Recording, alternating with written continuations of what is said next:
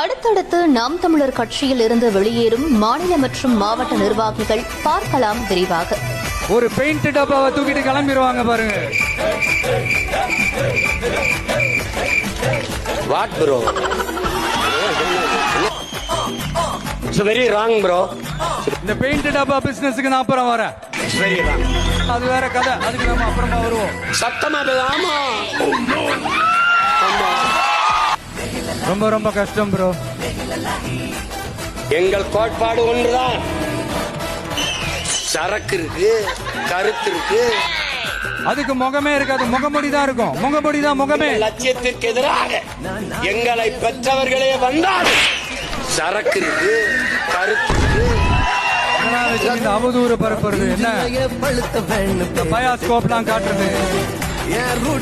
What bro, சரக்கு இருக்கு, கருத்து இருக்கு. ரொம்ப கஷ்டம் ப்ரோ.